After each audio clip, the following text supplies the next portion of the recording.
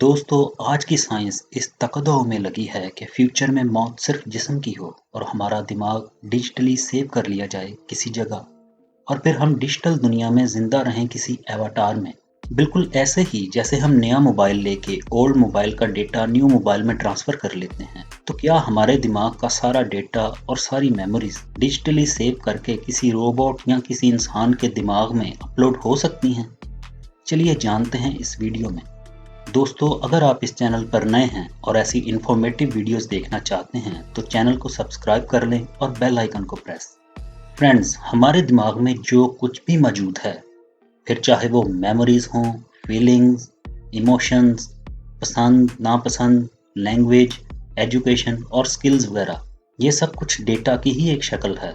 और अगर बाकी तरह का डेटा डिजिटली सेव किया जा सकता है, तो ऐसा मुमकिन है कि किसी इंसान के दिमाग का भी सारा डेटा कहीं सेव किया जा सके। सुनने में तो ये बात बेहद अपीलिंग लगती है कि अगर ऐसा हो जाए तो कितनी आसानियां हो जाए इंसान के लिए। जैसे कि अगर किसी इंसान को इंग्लिश ज़ुबान नहीं आती तो इंग्लिश ज़ुबान की मेमोरी दिमाग में डाल दी जाए और वो इंसान इंग्लिश ज़ुबान फर बोलने लगे। ऐसे ही फिर कोई स्किल हो या डिग्री प्रोग्राम का डेटा, उसको बस कॉपी पेस्ट किया और सब कुछ इंसान के दिमाग में आ गया। इसके अलावा किसी बैड मेमोरी को मिटाना हो या मेंटल डिसऑर्डर ख़त्म करना हो या फिर किसी चीज़ की एडिक्शन ख़त्म करनी हो, वो सब कुछ करना भी मुमकिन हो जाएगा। लेकिन इंसानी दिमाग को स्कैन करके उसका डेटा सेव करने के लिए साइंस और टेक्नोलॉजी की राह में बहुत सी रुकावटें हायल हैं। सबसे बड़ा चैलेंज ब्रेन को इतनी डिटेल में स्कैन करना, फिर उसको डिजिटली रिक्रिएट करना बहुत मुश्किल काम है। मगर दिमाग में क्या चीज़ स्कैन करनी है, पहले उसका जानना ज़रूरी है। इंसानी दिमाग में 86 बिलियन न्यूरॉन्स होते हैं, जो कि लगभग 100 ट्रिलियन सिनेप्सिस से कनेक्टेड होते हैं। सिनेप्स हमारे नर्वस सिस्टम में मौजूद उस स्ट्रक्चर को कहते हैं जो न्यूरॉन्स को आगे सिग्नल पास करते हैं। ब्रेन में मौजूद न्यूरॉन्स के आपस में कनेक्शन के पैटर्न को कनेक्टोम कहते हैं। साइंटिस्ट अभी तक इस कनेक्टोम का मैप नहीं बना पाए, जबकि न्यूरॉन्स के सिग्नल इसके अलावा हैं। और ऐसे कनेक्शंस या सिनेप्सिस हजारों हैं जो अलग अलग तरह के हैं और सबके अलग अलग फंक्शंस हैं। कुछ फास्ट काम करते हैं और कुछ स्लो, कुछ फैलते हैं तो कुछ सिकुड़ते हैं और कुछ बिल्कुल स्टेबल रहते हैं। न्यूरॉन्स के आपस में ट्रिलियंस कनेक्शंस, उनके फंक्शंस को स्कैन करना, फिर उनकी मैपिंग करना और फिर इस सब को रिस्ट्रक्चर करना डिजिटल सेव करने के लिए बहुत मुश्किल तरीन काम है।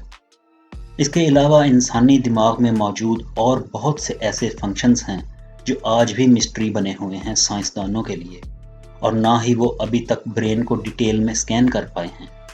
फिलहाल ह्यूमन ब्रेन को पूरा स्कैन करने के लिए साइंस की बेहतरीन स्कैनिंग मशीन एमआरआई के जरिए ब्रेन को स्कैन किया गया है, जो कि 0.5 मिलीमीटर रेजोल्यूशन तक स्कैन करती है।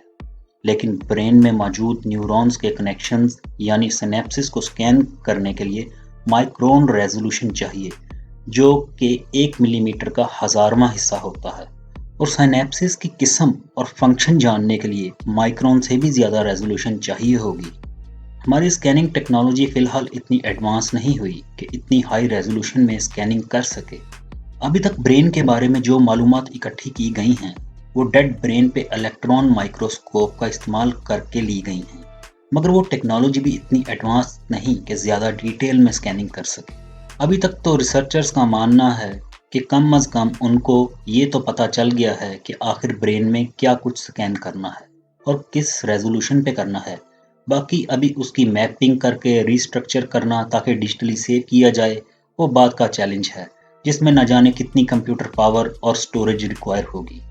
आर्टिफिशियल न्यूरल नेटवर्क्स तो पहले ही बना लिए गए हैं, जिनसे internet search engine, self driving cars, digital assistants और स्मार्टफोन्स वगैरह बनाए गए हैं। मगर अभी तक 86 बिलियन न्यूरॉन्स के जितना बड़ा नेटवर्क नहीं बन सका। और जैसा कि आज की टेक्नोलॉजी की बदौलत कंप्यूटर बहुत फास्ट हो रहे हैं, स्टोरेज बढ़ती जा रही है, तो शायद कभी इतने बड़े नेटवर्क के डाटा को हैंडल करना मुमकिन हो जाए। और फिर स्कैनिंग से अपलोडिंग तक एक छोटे से छोटे स्टेप पे भी कोई मामूली सी भी गलती हो गई तो ब्रेन के उस डाटा में उस गलती को ढूंढना नामुमकिन हो जाएगा। اگر کبھی یہ سب ممکن ہو گیا تو پتہ نہیں کس کس کو اجازت ہوگی ایسا کرنے کی، اور کون لوگ کیا غلط استعمال کریں گے اس کا۔ فرینڈز، سن 2014 میں ایک وارم کے برین کو سکین کیا گیا اور اس کی سیمولیشن ایک لیگو روبوٹ میں انسٹال کی گئی، تو وہ روبوٹ بنا کسی انسٹرکشن کے خود ہی چل پھر رہا تھا۔ ریسرچرز کے مطابق یہ بہت بڑی کامیابی تھی۔ پھر ایک سب سے بڑا پروجیکٹ برین سکیننگ کا ایلن انسٹیٹیوٹ سیاٹل میں کیا جا چکا ہے، جہاں ایک چوہے کے برین کا 1 کیوبک میٹر حصہ سکین کر کے ریکنسٹرکٹ کیا گیا۔ پہلی دفعہ کسی میمل کے برین کا اتنا حصہ سکین کیا گیا، اور یہ کیوبک میٹر ایک ریت کے ذرے کے برابر ہوتا ہے، جس میں 1 لاکھ کے قریب نیورونز تھے اور 1 بلین سے زیادہ سینیپسز۔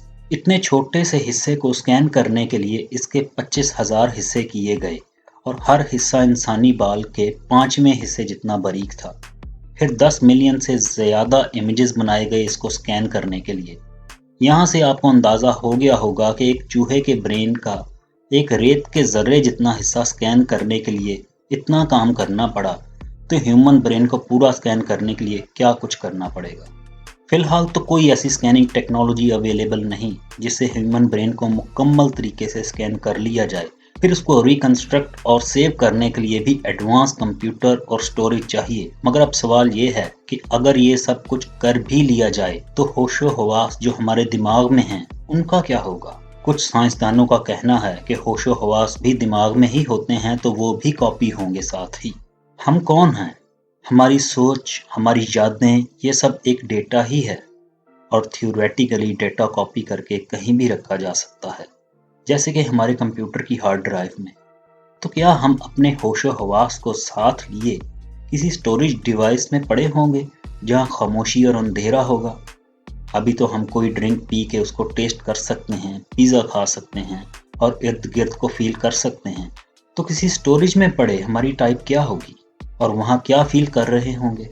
مگر سائنسدانوں کا کہنا ہے کہ برین کا وہ ڈیجیٹل ڈیٹا کسی روبوٹ میں انسٹال ہو پائے گا، اور جب وہ روبوٹ اپنی آنکھیں کھولے گا تو وہی انسان ہوگا، اور ایسے ہی محسوس کرے گا کہ وہ کسی سرجری کے بعد دوبارہ جاگا ہے، اور اسے ہر وہ چیز یاد ہوگی جو اس کے برین میں تھی، جیسے کہ میموریز، پسند ناپسند، اور ہر وہ چیز جو اس نے اپنی زندگی میں کی ہوگی، اور ہر وہ کام کرنے کی صلاحیت جو اس کے پاس تھی وہ اس کو کر سکے گا۔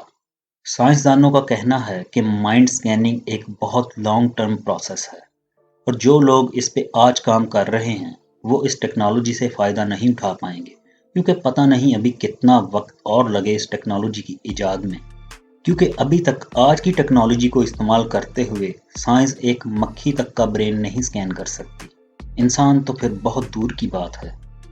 مگر سائنسدان اس کے بارے میں پر امید ہیں کہ آنے والی ٹیکنالوجی میں ایسا کرنا ممکن ہو جائے گا۔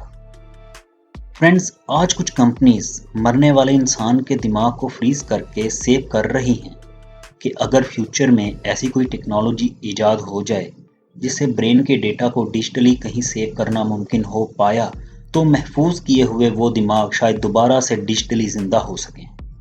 دوستو، آپ کے کیا ویوز ہیں اس کے بارے میں؟ کمنٹ سیکشن میں اپنی قیمتی رائے کا اظہار کریں۔ اگر آپ کو ویڈیو پسند آئی ہو تو اس کو لائک کر دیں اور دوستوں کے ساتھ شیئر۔ بہت جلد ایک اور انفارمیٹیو ویڈیو لے کے آپ کے لیے حاضر ہوں گے، تب تک اپنا بہت سا خیال رکھیے گا۔ اللہ حافظ۔